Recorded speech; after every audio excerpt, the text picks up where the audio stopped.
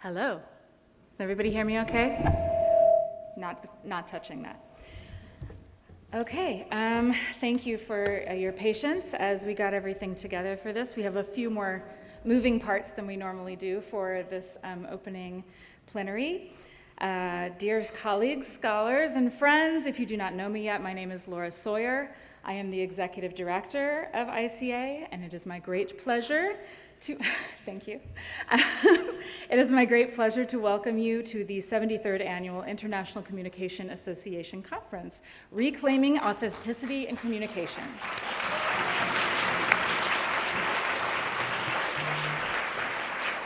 Before we begin, I'd like to offer a brief word on the land on which we stand today. The International Communication Association acknowledges that our 2023 conference and related events are being held on the traditional territories of many nations, including the Mississaugas, originally called the Mississauga of the Credit, the Anishinaabe, the Chippewa, the Haudenosaunee, and the Wendat peoples, land which is now home to many diverse First Nations, Inuit, and Métis peoples.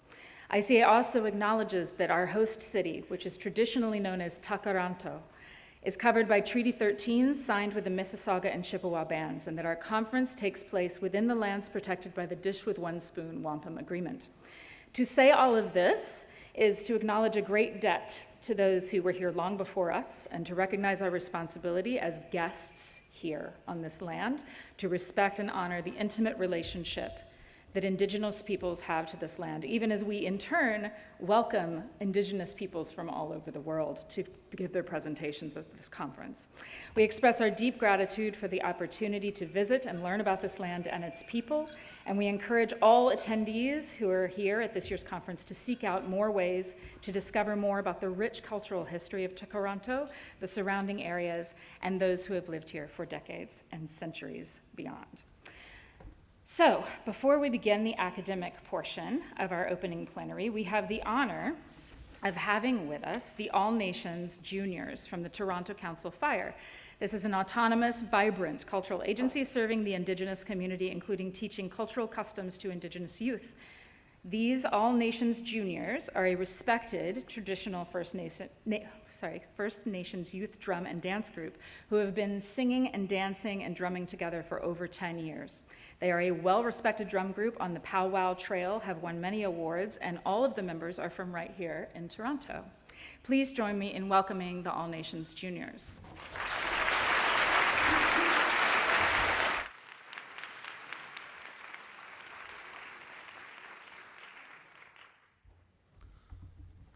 Bonjour. Indigenous Kevin Myron, Dojnaba, Berthail, Manitoba. And I just introduced myself as Kevin Myron, and I was from Berthail, Manitoba. I'm a Dakota. She asked me to come up today to do a traditional opening, right, and acknowledge a few other things besides our land and the nations that are here. So usually during the gatherings like this, where we gather up and we celebrate, it's appropriate for our drum to be here, appropriate for our dancers, and appropriate for us to light the medicines. So I brought with me sage, right? It's to bring good feeling. And they say that the smoke rises, right, and it's supposed to reach a crater. And to help the smoke rise and reach a crater, we always carry an eagle feather, and this is what we smudge with, right? And they say that that eagle takes that smoke in our prayers to the Great Spirit directly. So we're going to open up today in a good way. I'm going to open up with, I'm not going to do it in Dakota because no one's going to understand, okay? But we're going to do it in English, if I can get a good match.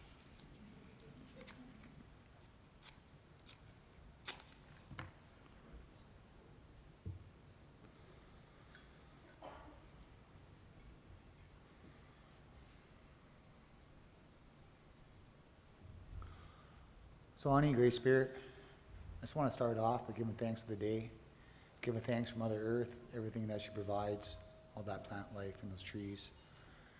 Give thanks for that air we breathe every day, Creator. Give thanks for that sun that keeps us warm. Give thanks for that water that we drink every day. And Creator, I give thanks for this event today and bringing everybody together. You know, I give thanks for this drum that's here today. Give thanks for all these dancers that came out to dance today and put on their traditional regalia. Creator, I'd like to ask you to put a protective circle around every one of these individuals here today to keep them safe from negativity and make this a really beautiful event today that everybody has a great and beautiful, wonderful time. Miigwech.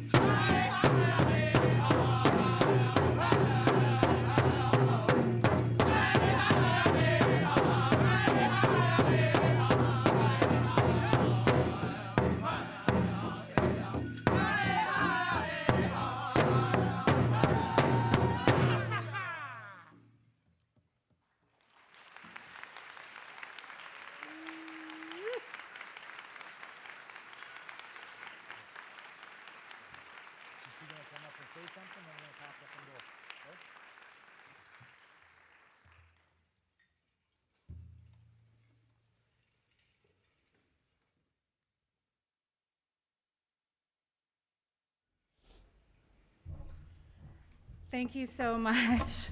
That was really incredible, and we're so honored to have had you here.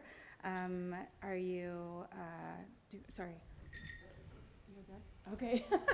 All right, another round of applause, please. Thank you so much.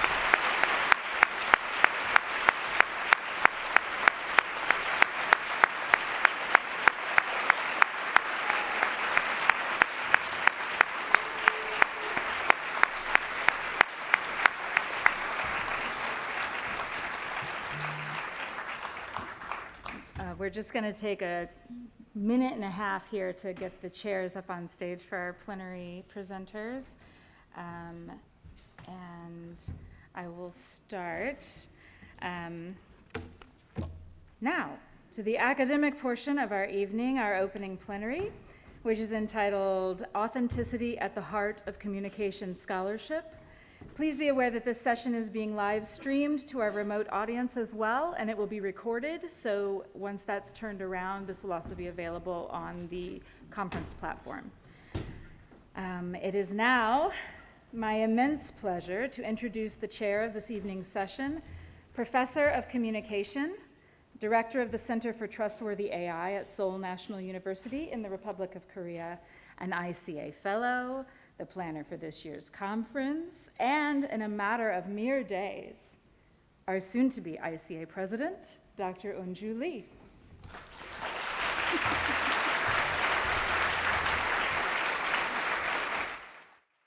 Thank you, Laura.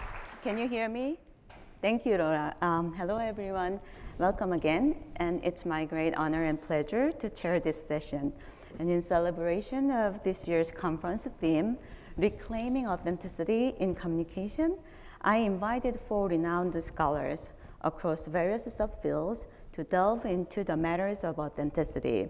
Among them, to my sadness, Dr. Rajiv Rimal at Johns Hopkins University could not make it today due to an unexpected health issue. So if you are watching Rajiv, well, we all wish you a fast and complete recovery. And now let me introduce our esteemed panelists. First, Dr. Sarah Banet-Weiser is professor at the University of Pennsylvania's Annenberg School for Communication and research professor of communication at the University of Southern California's Annenberg School for Communication and Journalism. And she is the founding director of the Center for Collaborative Communication at the Annenberg Schools. And her teaching and research interests include gender in popular media, race in the media, and intersectional feminism, consumer culture, and popular media. And she has authored or edited 8 books, including Authentic, The Politics of Ambivalence in a Brand Culture, which won the ICA Outstanding Book Award. And her latest book, co-authored with Catherine Higgins, is titled Believability, Sexual Violence, Media, and the Politics of Doubt. And she was formerly the editor of the flagship journal of the American Studies Association, American Quarterly, as well as co-editor of the ICA journal, Communication, Culture, and Critique. She is also an ICA Fellow.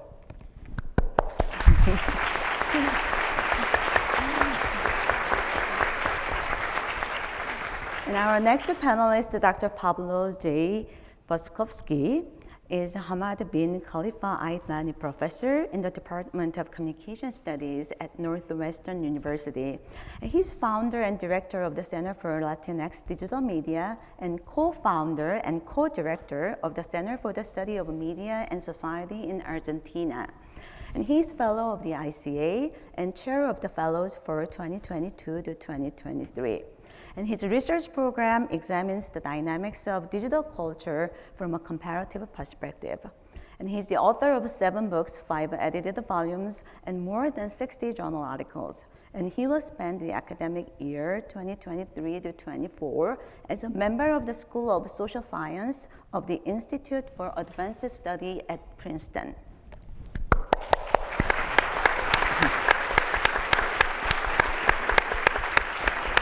Last but not least, Dr. Joe Walther is Vice Provost for Top Secret Research at a major research university in the Western United States, and one of the only 3 individuals to earn Nobel Prizes in both physics and metaphysics. He is best known for his Grammy-winning compilation of duets with Lady Gaga, due to be released this summer on Motown Records, and as the inventor of the double whip half-calf mochaccino. This doesn't sound authentic, right? So here's a real one. Joe Walther holds the Burton Presidential Chair in Technology and Society at the University of California, Santa Barbara, where he is Distinguished Professor of Communication. And he received the ICA Communication Technology's first dissertation award, not this year, and served as chair of that division. And he's an ICA Fellow and recipient of the Stephen Chafee Award for Career Productivity in 2013. His recent research is refining an interaction-based theory of online hate, a project he will be continuing as a visiting scholar at the Project for the Rebooting Social Media. at Harvard's Berkman Klein Center for Internet and Society this fall.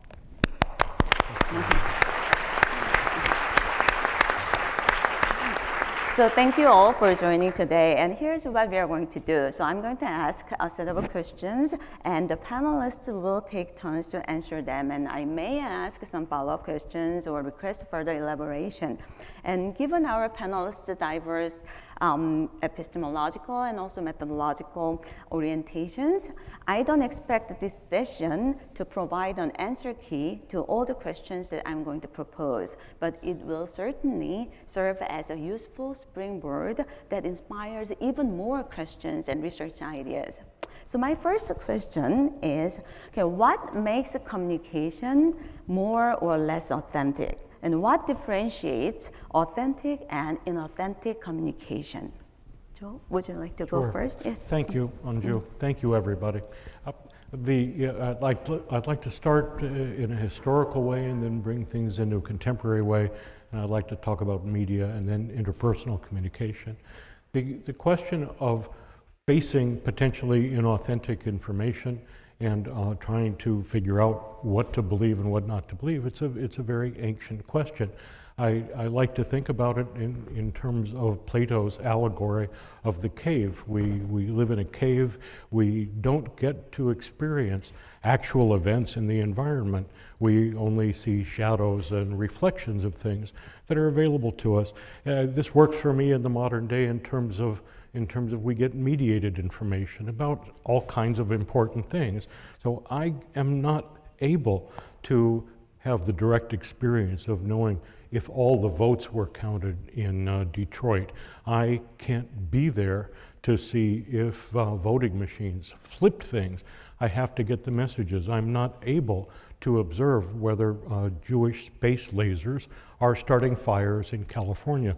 I'm not able to be in the places where we get the reflections and stories about these things happen. And so this struggle to adjudicate real and not real, true and not true, is an ancient problem. Now, a scientist came along and said it's worse because we get this information and then there are certain biases, information processing biases, that people add to that. And these biases, where do they come from? They come from the authority one vests in those whom he esteems, to the reading of books, through conversations with others. In other words, it's a social influence problem.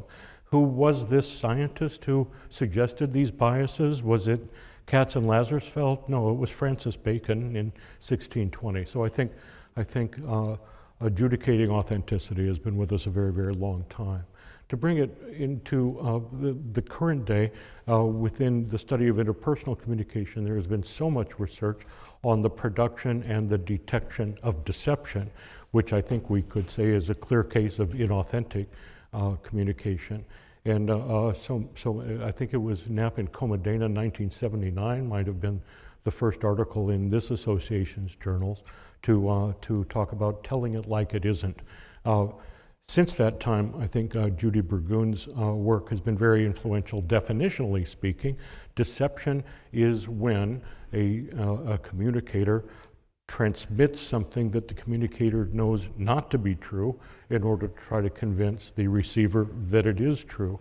Now, this is part of a 2x2 diagram, of course, where the communicator knows things are not truthful or doesn't know, and the receiver ascribes truthfulness or is suspicion.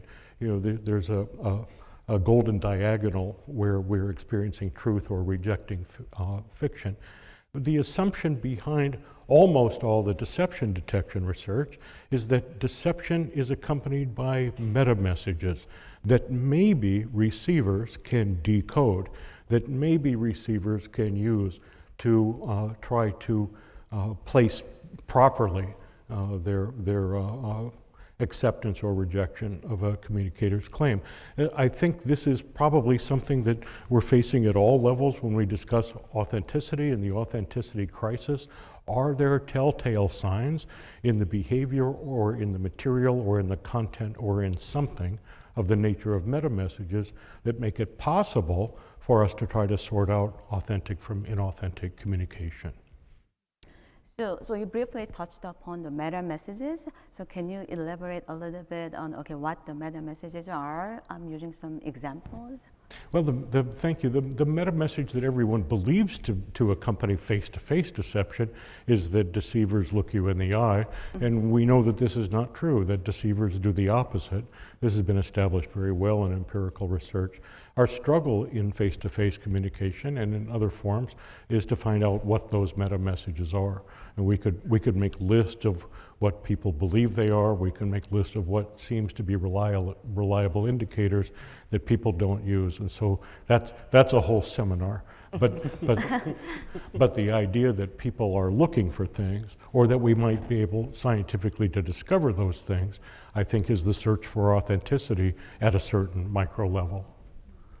But in my view, it is actually easy to define what comprises inauthentic message or inauthentic communication, because, well, the message that contains inaccurate or incorrect information, well, we can say that, well, that's inauthentic message. But being factual, however, might not be a sufficient condition for a communication to be authentic. So any thoughts?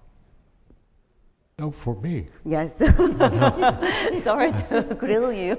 No, it's of course a difficult question. Are there, we have to ask, are there empirically actual events, and are people able empirically or knowledgeably to discern them?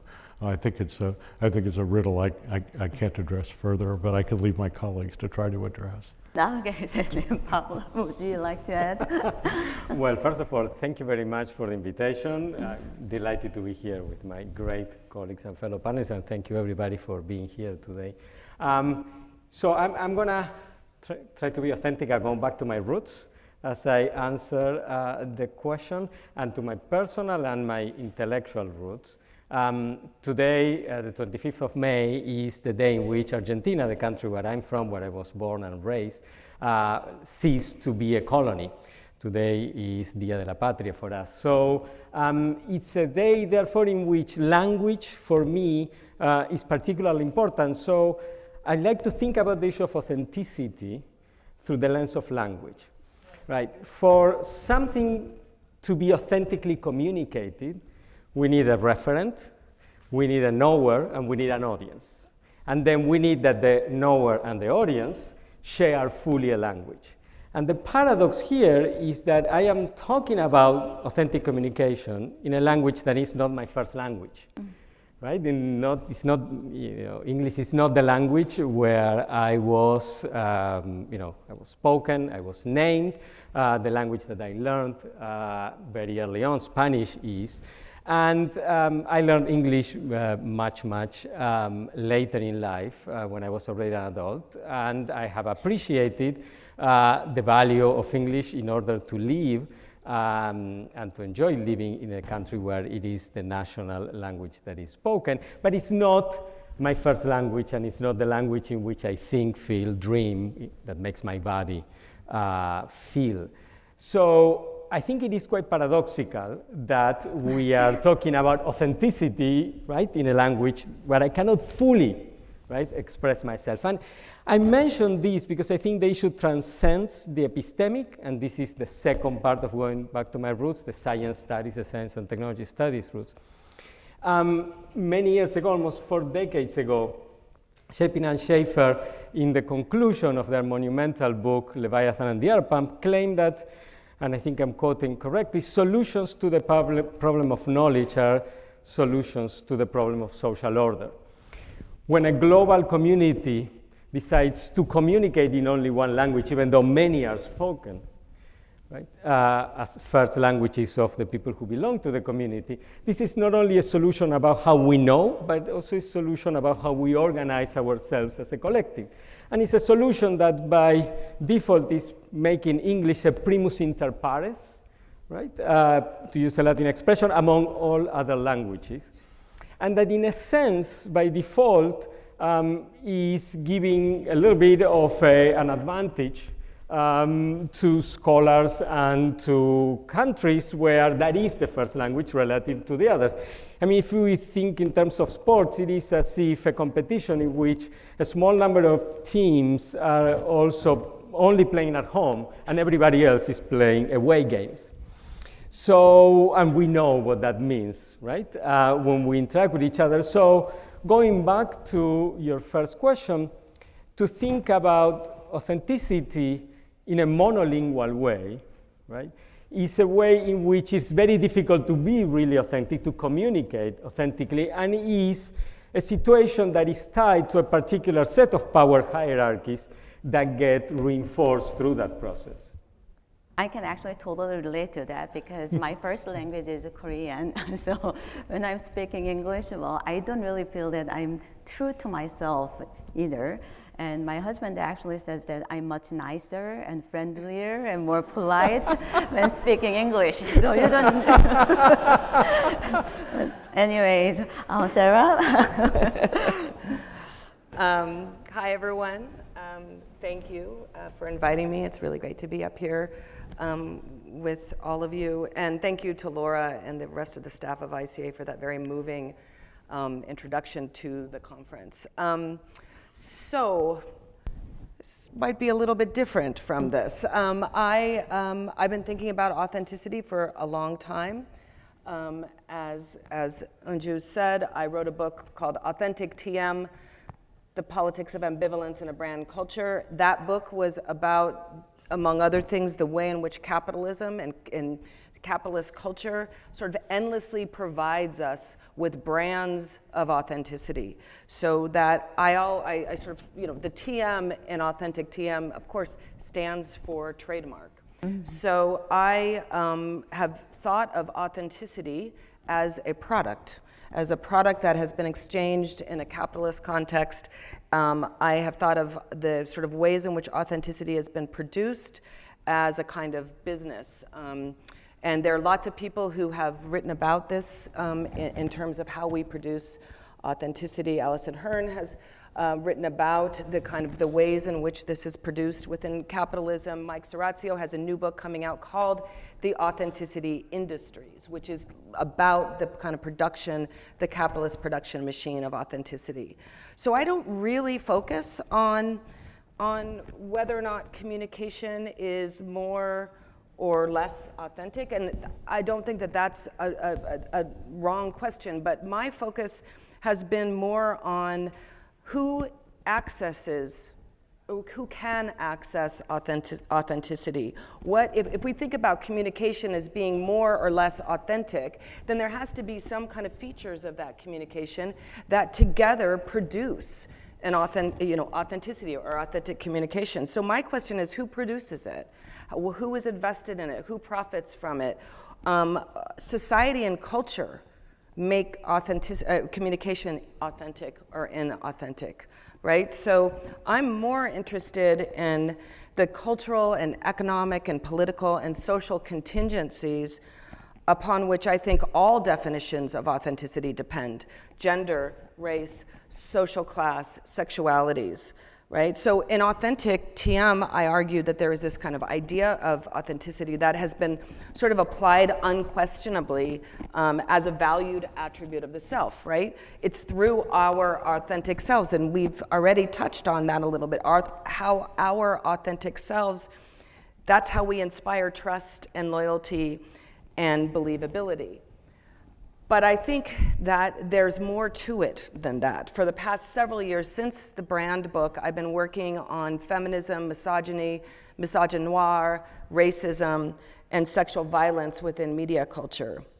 And focusing on those kinds of things, the ways in which our identities are constructed as more or less authentic, who can be an authentic victim, who can speak as an authentic person, when we're talking about living in a context of structural inequalities, and we're talking about living in a context where people historically have not even been designated as human, which is clearly something that would be a prerequisite for authenticity, I think that maybe, at least for me, I need a different starting point when we start talking about authenticity in a kind of broader cultural frame. And I think, I can go back to Donna Haraway, who reminded us long ago that the concept of truth and authenticity in Western culture has disproportionately authorized men, and for her, specifically white men from the West, to produce philosophical and scientific knowledge of the world,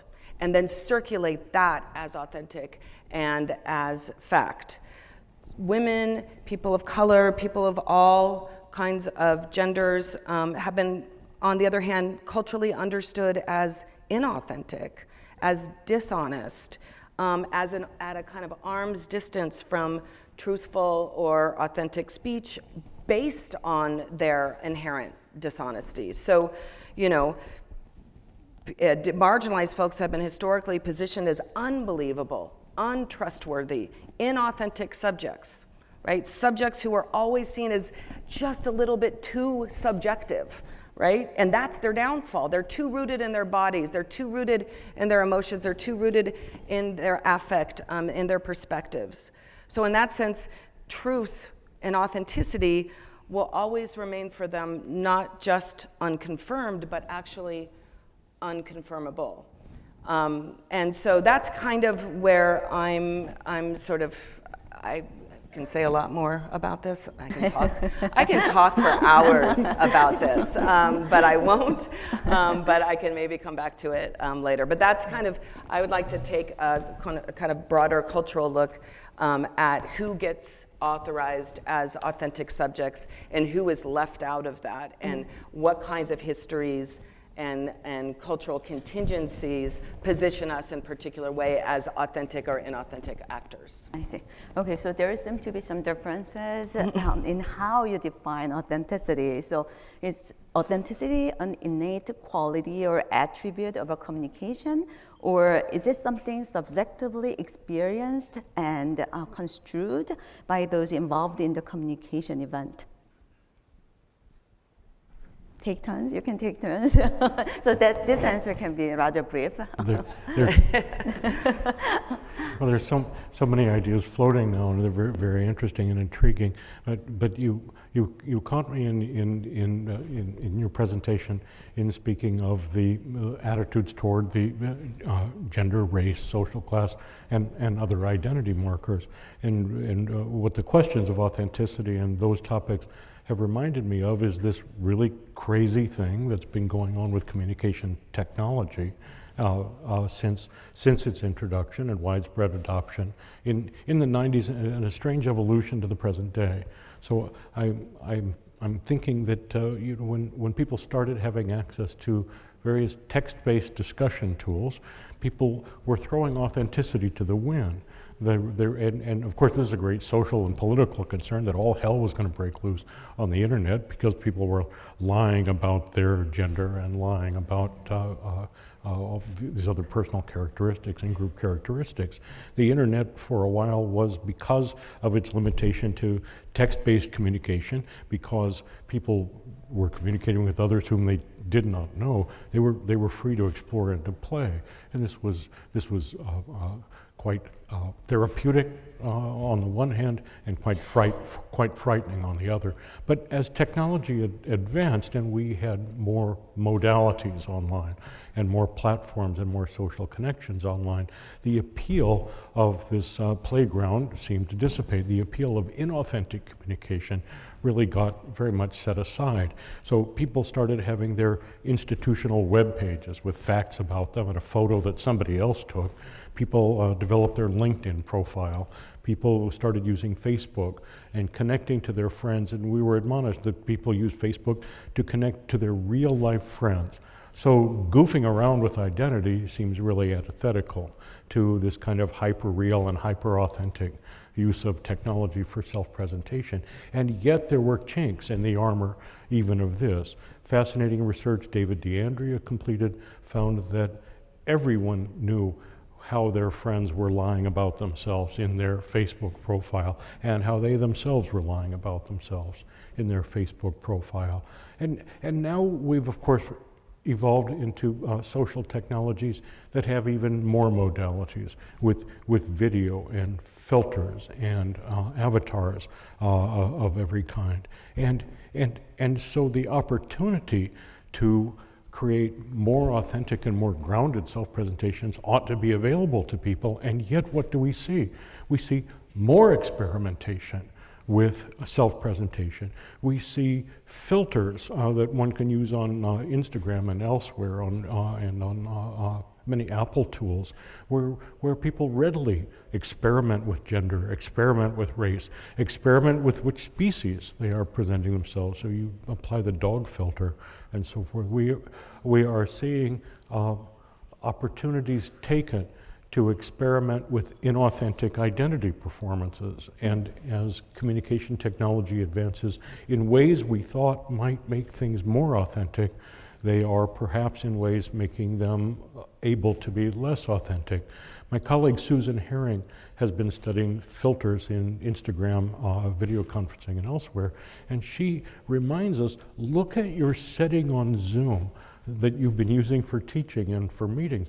Zoom has an appearance filter that you can, with a bar you can slide to make yourself look better or take it down to 0, and the default is not off. So we have been using appearance filters to present ourselves as slightly less authentically the way we look. Communication technology, once again, as it always has done, is allowing us to ask the question, who is our authentic self and who are we? Yeah, sure. Well, first of all, I just want to say that my Zoom filter is all the way up. I mean, it is like, I'm just like a blur in there now, you know? So I use that very liberally. I think you're absolutely right about to kind of point out the ways in which technology, at least contemporary technology, has given us sort of tools to, you know, in terms of filters and manipulation to make us question or play with this idea of the authentic or inauthentic self. I do, though, also think that, as many people have talked about, we, you know, that technology, that ability to play with authenticity is not something that is, you know, it's created by humans, right? And so there are already different perceptions about who is authentic and who isn't built into our technologies. So, you know, it's been long thought that the actual, you know, the poet Adrienne Rich said that the ideal feminine subject is one that historically has been deeply committed to the labor of deceit. Right? That the idea of women and the gender construction of women has been about inauthenticity. In fact, like the most authentic women is that they are inauthentic in some ways, right? Brooke Duffy and Emily Hund have called this the authenticity bind when young women are on social media, the ways in which they have to kind of negotiate constantly this idea that the definition of femininity is about artifice and about deceit. So I think that that's something that we have to think about when we think about, you know, the ways in which technology provides us with a context to manipulate and to you know, kind of play with these ideas of inauthentic and authentic actors. We exist outside of technology, and outside of technology, it has been the fact that you know, authentic masculinity has been something that is about being a truth teller. It has been about not telling it like it isn't, but telling it like it is, right? We see heads of state that I'm just not going to name because I don't want to name any of those heads of state anymore, but we see them doing this kind of, you know, like performance of authentic masculinity that is emphasizing its unfiltered quality, whereas the performance of authentic femininity has sort of always already suspect. It's always already a contradiction in terms. And so I think that those kinds of things come into play also when we think about how we use, you know, how we're using the technology to sort of mess around with these categories. And I see that Pablo is really anxious to jump in. Not anxious, but I want to chime in, take a slight issue with your periodization. Mine? No, Joe's. When you say going back communication technology to the 90s or the 80s, so we can go back at least since the printing revolution up until cable television, right? Those 5 centuries were centuries in which in part the communication flow was organized around a small handful of editors and large audiences, right? What has happened with the uptake of social media, with the ways in which our society, as Sarah has pointed out, has been baked into the design of social media and then how we have used it, is that we have inverted the equation. Now we live in a society in which we are all editors that have very, very small audiences, right? So if you couple that with a certain cultural mandate to be authentic, right? As part of a neoliberal project of the self, if you wish, and to market ourselves on social media, on LinkedIn, on this, on that, then the situation or the process that Brooke Duffy describes, right, and other colleagues have sort of talked in different ways as well, is one in which we do not really have perhaps so much a crisis of authenticity, right, but an imperative of authenticity. We have to be authentic, we have to perform that. And those performances are in part having to do with the limitations of the channel and the limitations on information processing, but also in no small measure with issues having to do with class, race, gender, sexuality, national origin, etc., etc. So our moment is perhaps one marked by the burdens of dealing with the excess of authenticity rather than with too little authenticity out there. You see what I mean? Mm-hmm. So that's really interesting because much of the cultural discourses on authenticity has to do with the lack of it. But Pablo is saying that, well, it's actually quite the opposite, right? So authenticity mandate or the imperative, and the even more problematic is that that mandate is applied to certain segments of the population rather than equally imposed on everyone. So that's an interesting take on this question, and it's kind of discouraging that all the panelists actually ignored my question entirely, and then they moved on to how technology affects our authenticity crisis, etc. But that's actually on the list of the questions anyways, so we should be okay. And we started late, so that can save some time. So I'm going to move on to the next question, okay? So how then do people actually authenticate the messages and the communicators that they encounter? So what factors are involved in the authentication process, and how these factors actually affect the communication processes and the outcomes? Sure. So anyone, Pablo, anyone? If I can return to the research on deception detection, this is an area where so much work has been devoted to how do we authenticate true from false and so forth, assuming that there is a difference, how do we authenticate it? This is really important. We want to know, do vaccines make us sick or do they make us well? So I think many of us want truth and they want to find out the difference between truth and lies. The research on nonverbal aspects and other aspects of deception and deception detection by and large find that there are some reliable indicators, but they're very microscopic. They are micro behaviors. They are very, and there are many of them, and they are very subtle. And humans are not good at taking all of that information in and being able to decipher it and making an accurate judgment about deception or honesty. But here is where technology has shown some promise. Again, referring to Judy Burgoon's research, Burgoon and Jane Nunemaker have been working on a technological system that it's been tried in border questionings to build a machine that can potentially detect deception. There are high-resolution cameras that are watching pupillary dilation. They are watching movement in the extremities. They are decoding speech into language and doing real-time linguistic analyses, and a number of other cues that do have some reliable relationship to deception. And putting all those things together in high-speed computational analysis is raising the ability significantly to detect deception. The idea being that it is beyond humans' capacity to be able to do this well, but that machines can watch everything. I think it's still the case, is it not, that if you submit a paper to any of the ICA journals, it'll be run through the plagiarism checker first? Yes.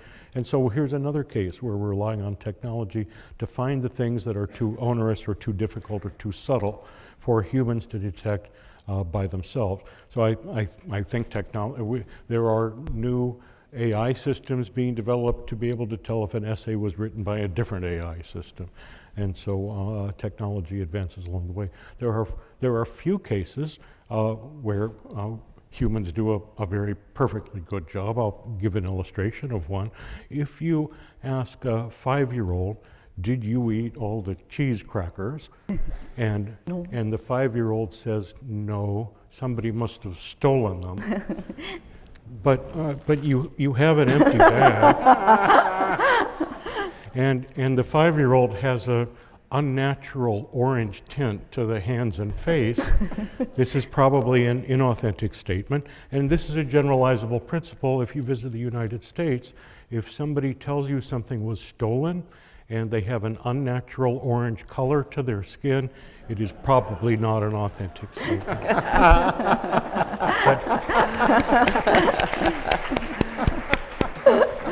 Okay, so technology. In cases where it is more subtle, technology can be helpful. I see, but it's still our job, especially communication scholars' job, to teach technology what type of cues that it should look for to detect the deception, right? And to see if it works. Yes. And Pablo or Sarah? Yes, go ahead. Well, first of all, I didn't know we were allowed to bring props. And so now I feel like I should pull something out. I think I kind of want to go back to something that you said, Pablo, about the ways in which particular kinds of cultural constructions, biases are baked in, right? Baked into technologies. And so the question, I know I'm not ignoring your question, I promise. So the question is, I'm merging the two questions just so you all can see this. How do changes in communication systems and technologies impact authentic communication, and how do people authenticate messages they encounter? And I think that we need, again, to think about the ways in which, let's just say, surveillance technologies that are about who is authentic and who isn't. You know, you can look at scholars like Simone Brown, who has talked about facial recognition software and technology that literally doesn't see, you know, Black folks on the screen, right? They're erased from that existence as human, as authentic. And so there, you know, I think that we, you know, if we're thinking about how do we authenticate messages, or how do we authenticate people as, you know, as communicators, I think we really do need to think about how just like you said, Pablo, I agree. I think that authenticity in this current moment carries more weight, not less, at a moment when we you know, when we have all these tools at our disposal to create inauthentic, you know, personas and inauthentic avatars, you know, that there is this idea that authenticity means everything at the same time as that authenticity is clearly a contrived performance, and we all know that too, right? And so I think that contradiction could be interesting to think about in terms of authenticating people, but I also think that it is also something about baked in technology. Sorry, did you not hear me? You don't have to turn your face to me, so maybe this way. But I was looking at Yes. See, I can't even authentically be myself and like look at people when I talk. Okay, sorry. I was making a super, super important and brilliant point that I now have forgotten, but I will just, I will say again that I think that when we are talking about authentication, verifying people, again, Alison Hearn has written about what it means to be verified on social media. Now it means very little, right? Because you can buy it for like $8 a month. But you know, it is something that we are constantly looking for, and we need to remember that every actor is not equal on these media landscapes, in these technological contexts. And so if your face doesn't register, if your passport doesn't register as an authentic person so that you could get a visa to come to ICA, right? Then that means something about what kind of investment and who we are investing in as authentic actors. Pablo? All right, so since both of you address the technological strongly, I'm gonna not talk about it at all. So I've been studying audiences for 15 years now, and the two main factors that play or that shape how people, I don't like to say authenticate because it sounds like when you call fidelity and they have to, voice verify you. But when people try to make sense or assign credibility to communication are, number one, their personal embodied experience. And this is where the work of feminist standpoint theory, Sandra Harding, since you talk about Donna Haraway, Patricia Hill Collins to the present, is absolutely critical to understand how people in their everyday lives decide whether they're going to trust something or not, and is in relation to their own experience of the world. And their experience of the world is very, very different depending on whether you need a visa or not, whether your color or the color of your skin is this or that, whether your social class is this or that, whether your gender identity, etc. So that's number one. Close second is the interpersonal interactional context.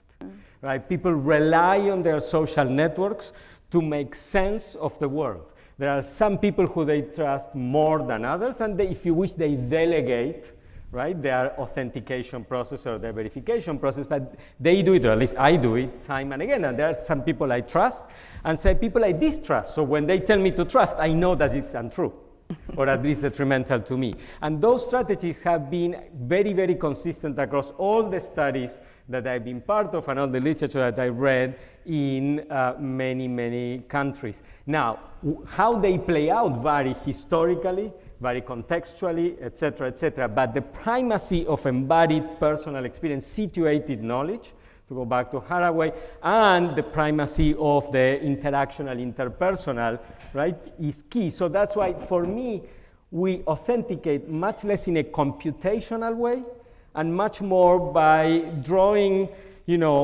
at the intersection of the nexus of, historical memory and contextual knowledge, personal biography, and the kinds of people we hang out with and the context in which we are. Of course, what you said is true, and this is the very problem. We understand what is real through discussions with our social network, and as you said, but if our social network, we can call it an echo chamber. If we ask people, if we're referred to information, and that somebody says, I did my research, and go look at this bogus webpage, and they're a trusted friend, this is exactly how we've gotten where we are. This is the underpinnings of the crisis in authenticity, is that we are in constant touch with our networks that help us understand reality, and our networks are broader and goofier. What's the hours? Whose networks? Well, I think this is the problem, is that so many people in so many networks that are online, and of course the crossover elsewhere, the crossover from the online extraordinary into the mainstream extraordinary, and then our conversations at lunch over the nonsense in the media. So the research that I've seen and I've been part of suggests that people are particularly quite good at detecting true from false. And when they circulate false, it's because they know it's false, right? And when they don't circulate it's false, false information, many times it's because they want to preserve their social network. And so they'd rather not do that. We have experimental science, and that's the hour is important. We have experimental studies that we've done in Argentina. We are a very skeptical and distrustful nation, I give you that, for starters. 200 years of institutional underperformance does that to your psyche. But for us, we are fairly good, actually, at doing that. And I suspect that in many countries around the world, where populations are used to institutional systems that fail them, or subgroups within or groups within countries that have been marginalized, disenfranchised, etc., perhaps they're also particularly good at detecting, right? They might not disclose that in a study, but that doesn't mean that they believe in what they read. Okay. Can I just? Yeah, sure. Very, very Go quickly. ahead. Yeah. I was just to say, I think that's right. That rather than having debates about whether or not something is real, right, or something is authentic, then it seems to me to make more sense to sort of attend to the complexities, to the histories, to the cultural constructs of what our is, what we are, towards, and that instead of debating whether or not something is real.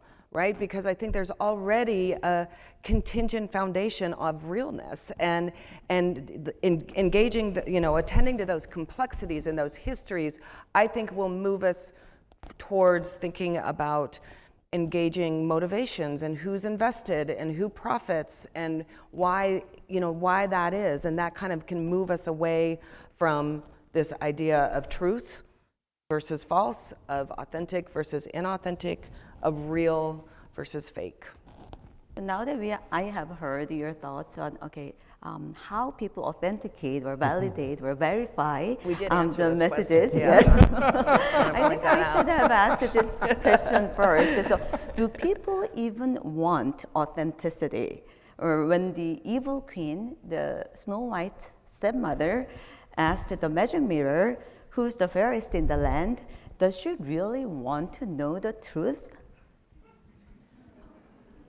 You know my answer. Yeah. Because I gave it to you. I would just say that the mirror in Snow White was literally made to tell her that she was beautiful all the time. That's right? confirmation bias, right? It's confirmation bias, 100%.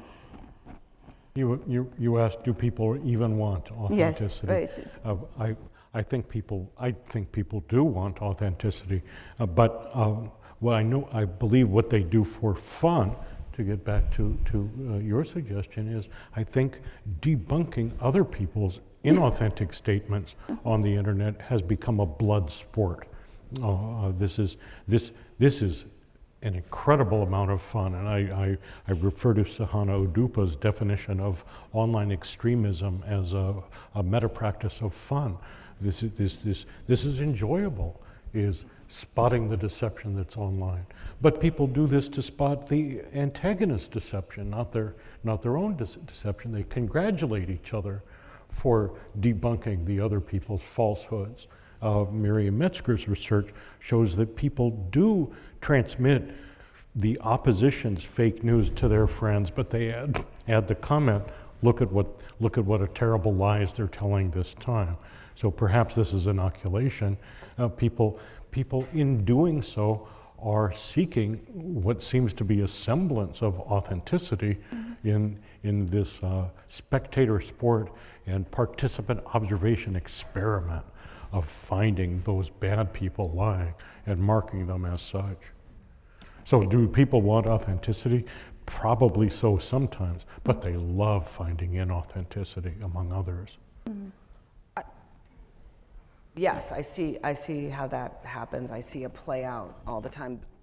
Although I do think that kind of relying on certain cultural constructions of who is authentic and inauthentic is not. The blood sport needs to be taken seriously. It results in violence. It results in death. It results in racism and misogyny. And so I think that I've been saying this whole time that I've been up here that I'm not sure that, for me anyway, it doesn't always make sense to make these distinctions between an inauthentic and authentic communication.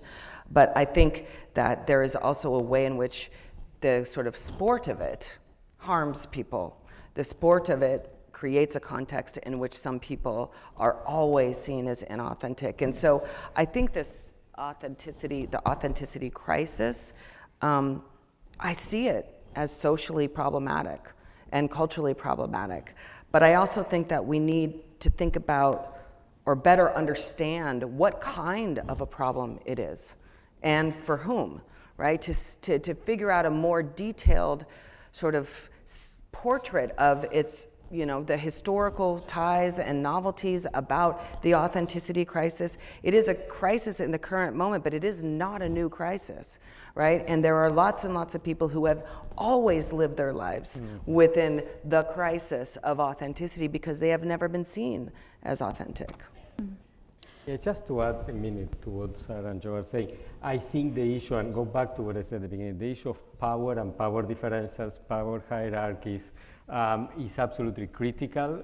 There are, it's completely connected to what Sarah was saying about who's seen as authentic, whose ideals of authenticity are baked into the systems that we design technologically, into the social processes that accompany those, into the expectations of use, into the treatment of quote-unquote deviance. I mean, there is a great book by Virginia Eubanks, Inequality by Design, that highlights that in the context of the US in particular. So I think as we think about authenticity, it's impossible to think about it outside of the lens of power and politics. Right? And it's very important to understand that when we think about that, we're talking about a playing field that is not equal, that has never been equal, and where inequalities tend to pile over time. And that's why it's very important that we think about ways to redressing that. Mm-hmm. So actually that leads to my last question. So what are the short-term and long-term consequences of the so-called authenticity crisis? And what can or should be done to restore authenticity and thereby trust in social exchanges? Go first. I don't have a good answer, Anju. I recognize it's an important question, but I'm very pessimistic about our ability to solve it. I know that when I was a child, I was taught by my parents, don't believe everything you see on television. And when I was a parent of a child, I taught my son, don't believe everything that you read on the internet. I've been reminded that of myself, but the internet is still the easiest way to get information on anything. But it's also the easiest way to get disinformation and misinformation about anything just as well. And of course, everyone wants to talk about AI and will that help or will that harm? I'm not excited about what I'm seeing from ChatGPT. I've played with it somewhat, and of course, egotistically, I wanted to see how it would describe things theories that I've written. ChatGPT, please tell me the major points of the hyperpersonal model of communication. And because I've looked at these sources before through Googling, I was able to recognize where some of the really bad information came from in ChatGPT's very well-written 5-paragraph essay. But I could see that it got some information from what I think are some pretty good articles and what I think are some pretty bad articles, and what is probably an okay book chapter, and what was probably a PowerPoint presentation developed by somebody at a community college who deserved a C on the presentation, and somebody's blog post about what the hyperpersonal model means to them. And ChatGPT doesn't care about the utility or the vetting of this information. Its job is to synthesize.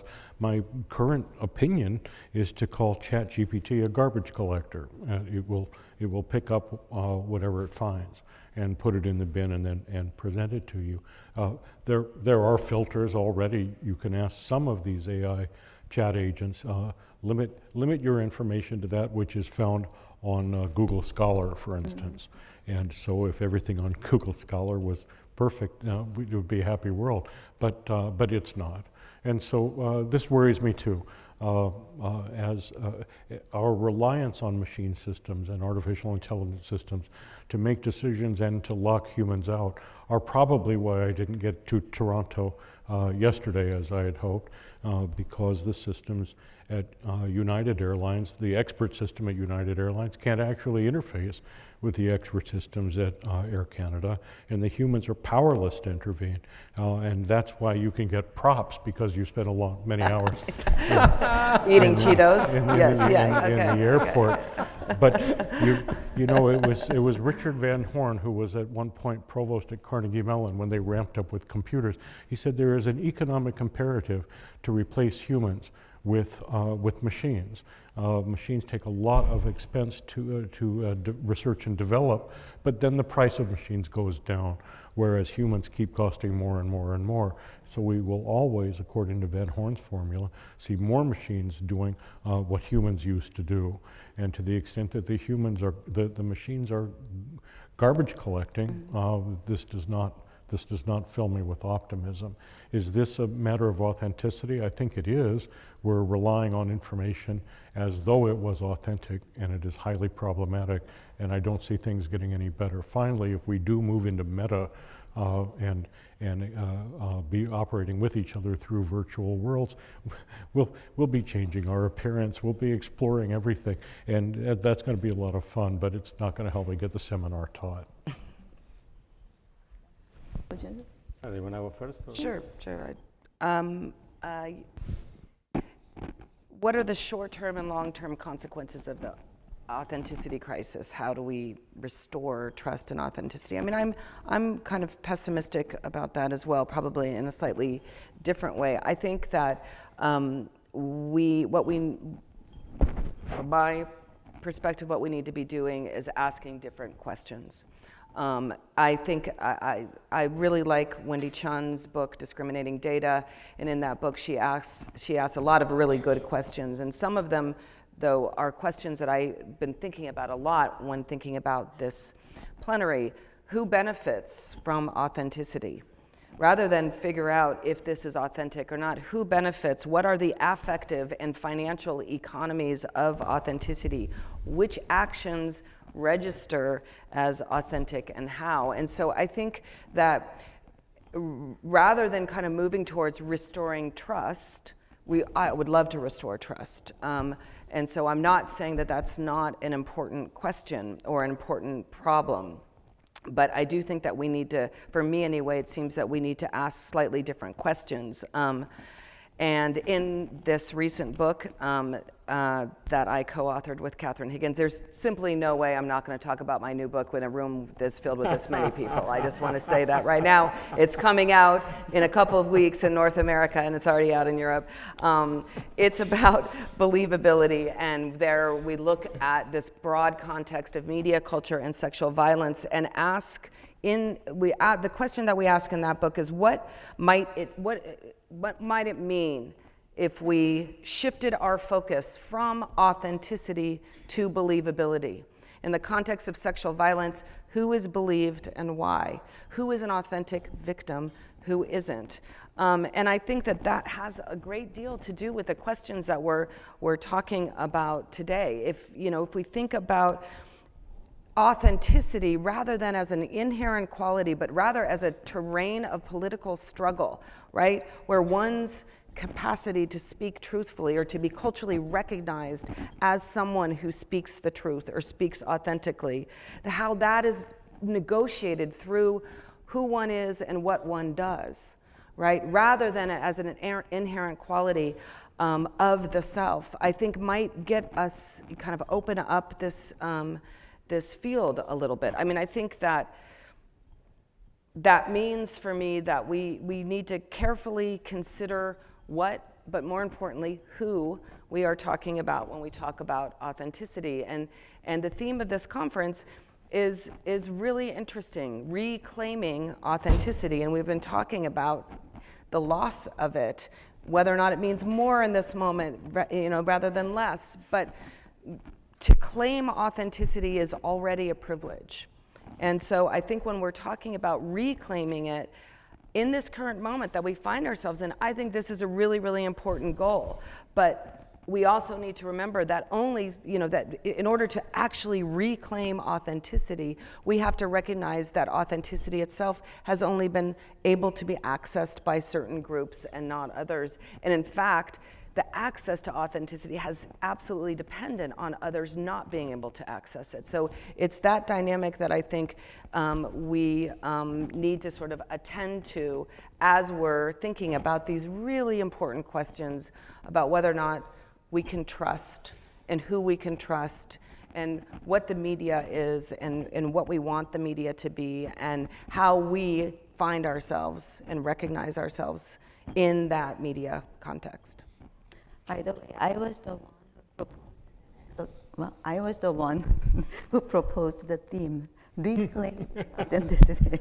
Okay, Pablo. I'm going to say I know that, and so that's why I do think it's a really good theme. I do think it's a really good theme. I think it asks, it puts us in a room where we ask these super, super important questions. And I think, again, it's not that authenticity shouldn't be a goal, but it is a fraught kind of positionality. Yeah, thank you. So I want to, as I've been doing already a couple of times today, focus on the B side and question the normative imperative of trust. Under certain circumstances, actually distrust is much better than trust. So there are conditions in democracy, conditions in everyday life in which systems have failure, institutions have underperformed, where in those situations, distrust, first of all, is an adaptive resource. Number two, it is actually a lever for change. Because if you are distrusting collectively, you are pushing, nudging in part the system to change. Right? So whether we should trust or distrust depends on the political and contextual and historical circumstances that we've been talking about, and it's no coincidence that distrust or trust is not equally distributed in society. There are groups by virtue of their race, their ethnicity, their gender, their class, etc., who distrust more than others, and for a good reason, because they've been disenfranchised, marginalized, etc. So whether I'm pessimistic or optimistic, I don't know. I tend to be pessimistic, but since I'm being the contrarian a little bit in the panel, I'm going to say maybe a little bit optimistic. But what I do want to point out is that we should not think that always trust should be the goal. And in a historical moment in which there are significant crises in liberal democracies across the world, perhaps we should focus more on distrust, and we should really look at the positives of distrust for those in particular who have been left behind or have had, not as good a circumstance. Okay, so it's time to wrap up, and thank you so much for everything that you have shared today, and given the wide range of perspectives and topics that we have covered. I'm not going to even attempt to summarize today's session. That said, however, we define authenticity and whatever role we believe technology plays in affecting authenticity, and however we think the so-called authenticity crisis should be interpreted, I believe we can all agree that we should strive to restore the social conditions wherein authenticity is not chronically questioned and trust is naturally warranted. Right?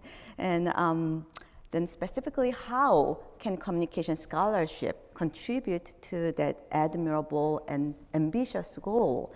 And I think that is the very question that we are going to tackle extensively for the next few days, for the rest of our conference and beyond. And thank you so much for joining us today, and enjoy the rest of the conference, starting with the outdoor opening reception. Thank you.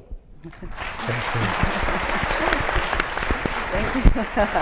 Perfect timing. Yeah.